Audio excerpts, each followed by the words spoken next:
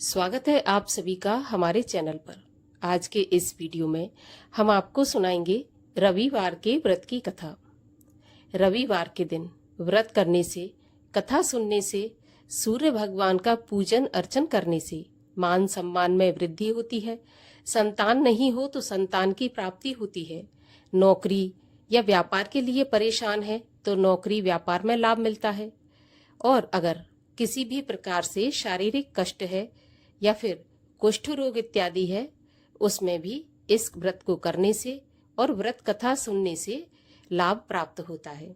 तो रविवार के दिन व्रत करके, रविवार की कथा सुनकर और बिना नमक का भोजन करके भगवान सूर्य को प्रसन्न करके और भगवान सूर्य की कृपा प्राप्त करके हम सभी प्रकार की परेशानियों से छुटकारा पा सकते हैं।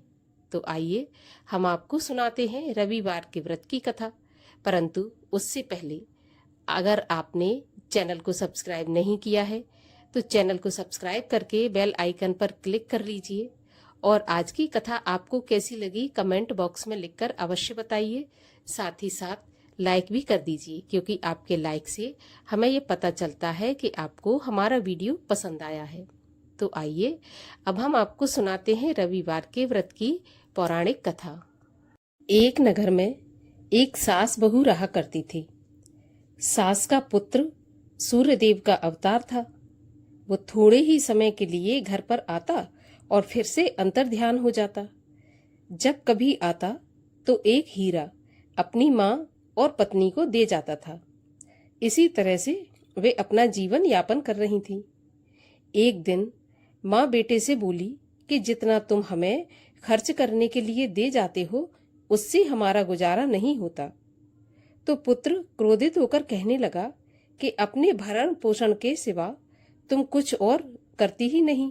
अपने कर्तव्यों का तुम्हें ध्यान नहीं है, इसी कारण से तुम्हें अभाव सताता है। जैसा ही उसने अपने बेटे के मुख से ऐसी बात सुनी तो अब दोनों सास बहू नियम से कार्तिक स्नान के लिए जाने लगी।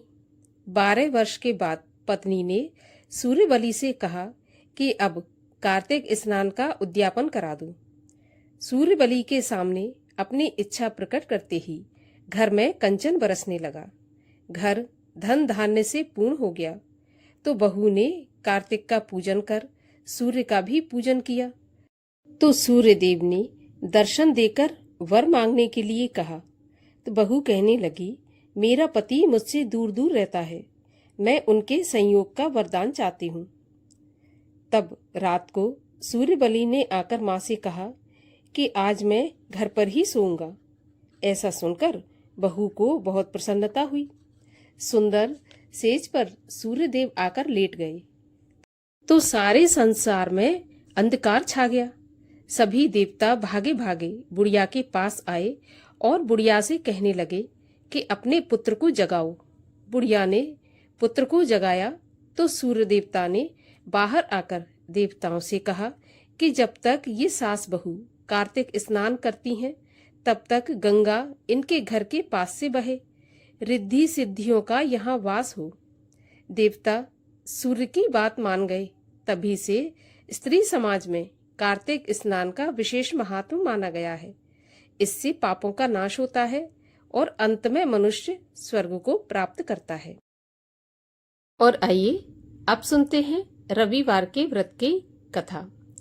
एक बुढ़िया थी, उसका नियम था कि प्रत्येक रविवार को सुबह स्नान आदि से निवृत्त होकर घर को गोबर से लीपकर फिर भोजन तैयार करके भगवान को भोग लगाकर स्वयं भोजन ग्रहण करती थी।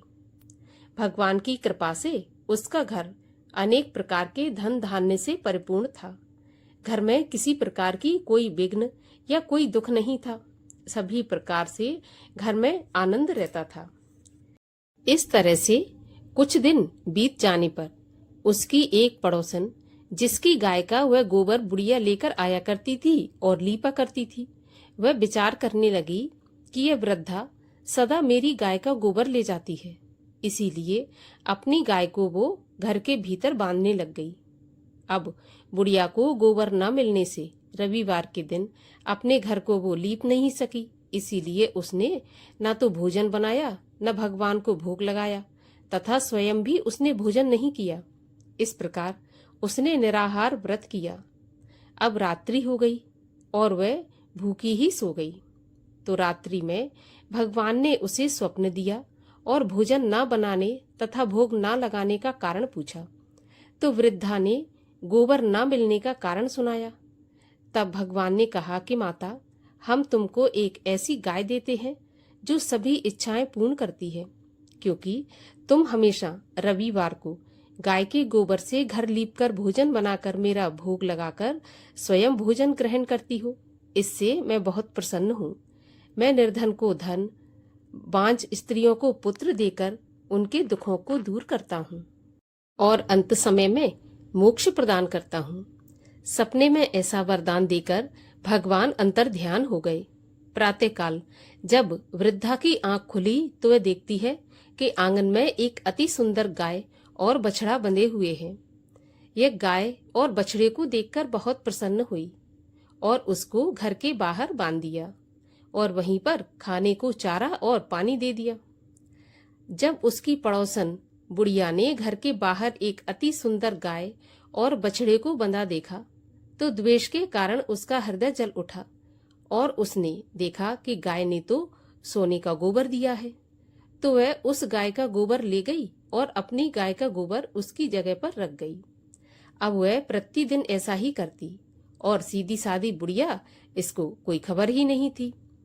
तब सर्वव्यापी भगवान ने सोचा कि चालाक पड़ोसन के कर्म से बुढ़िया ठगी जा रही है। तो ईश्वर ने संध्या के समय अपनी माया से बड़े जोर की आंधी चला दी। बुढ़िया ने आंधी के भय से अपनी गाय को घर के भीतर बांध लिया। प्रातःकाल जब बुढ़िया ने देखा कि गाय ने सोने का गोबर दिया है तो उसके आश्चर्य की सीमा नहीं रही और वह बहुत खुश हुई। अब बुढ़िया रोजाना गाय को घर के भीतर ही बांध लिया करती थी। उसने अब गाय को बाहर बांधना बंद कर दिया। उधर पड़ोसन ने देखा कि बुढ़िया गाय को घर के भीतर बांधने लगी और उसका सोने का गोबर उठाने का दाव नहीं चलता। तो वह ईर्ष्या और डाह से जल उठी और कुछ उपाय न देख पड़ोसन ने उस देश के राजा की सभा में जाकर कहा कि महाराज, मेरे पड़ोस में एक बुढ़िया के पास ऐसी गाय है जो रोजाना सोने का गोबर देती है। आप उस सोने से प्रजा का पालन करिए। वह वृद्धा भला इतने सोने का क्या करेगी।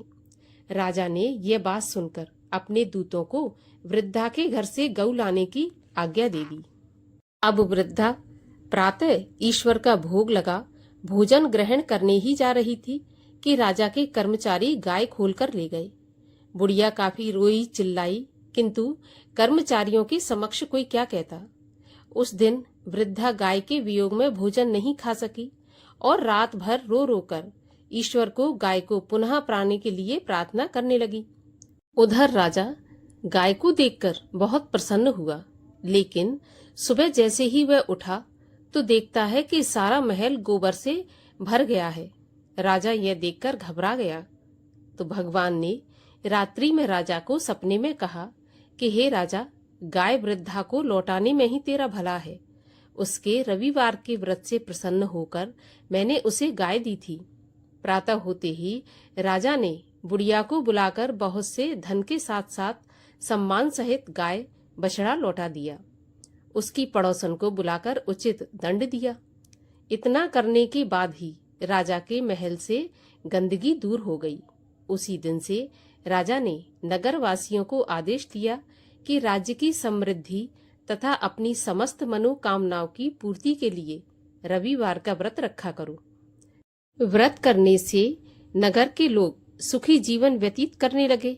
कोई भी बीमारी तथा प्रकृति का प्रकोप उन पर नहीं होता था और सारी प्रजा सुख के साथ रहने लगी। बोलिए सूर्यदेव भगवान की जय।